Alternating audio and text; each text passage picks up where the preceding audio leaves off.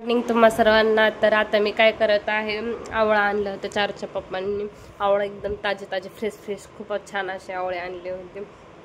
अजिबात कुठेही डाग वगैरे न पडलेले एकदम ताजे झाडाचेच आवळे आणले होते.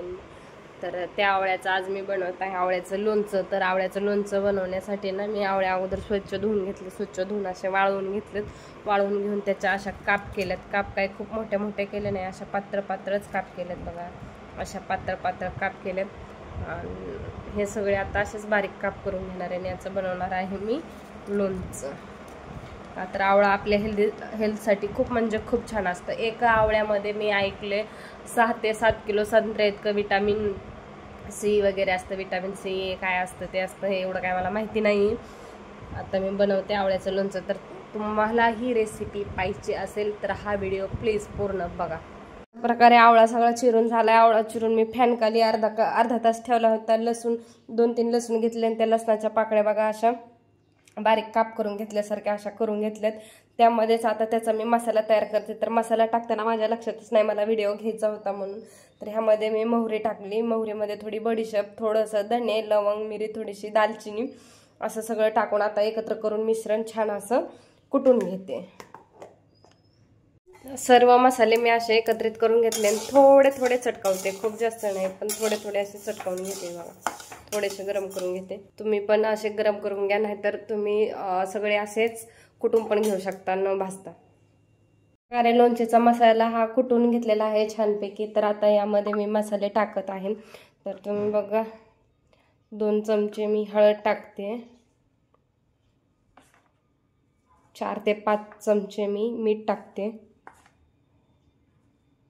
3 ते 4 चमचे हे घरचं लाल तिखट टाकते.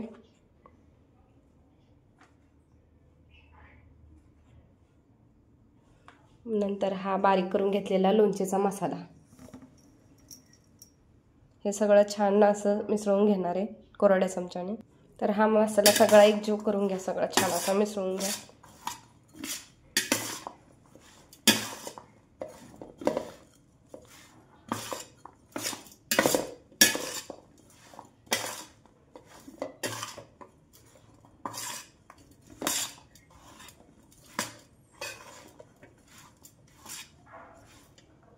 माझ्याकडून ह्यामध्ये एक चूक झाली आहे बघा. मसाला मी असं एकदम बारीक करून घेतलाय, तुम्ही थोडा ओबडधोबड करून घ्या.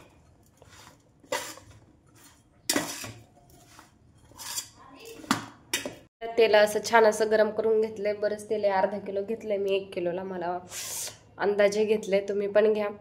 तुम्ही आवळे किती घेतात त्यानुसार घेतील. तर त्यामध्ये आता मी याची मेथी दाणे, हिंग आणि थोडीशी मोहरी याची फोडणी टाकणार आहे. तर ते तुम्ही बघा. मोहरी टाकून तेल थोडं म्हणजे चांगलंच थंड होऊ देणार आहे. मग नंतर त्यात हे मिसळवणार आहे लोणच्यामध्ये आवळ्याच्या. आता मोहरी आणि मेथी सीड्स आणि हिंग हे छान असं तळून घेतले. माझ्याकडून मेथी थोडीशी करपली अशी मला वाटते, मेथी आणि मोहरी. तुम्ही ते लक्ष देऊन तळून घ्या. आता तेल हे थंड झाल्यावरच मी या मसाल्यामध्ये मिसळवणार आहे. लोणचं करून झाले. पण लोणचं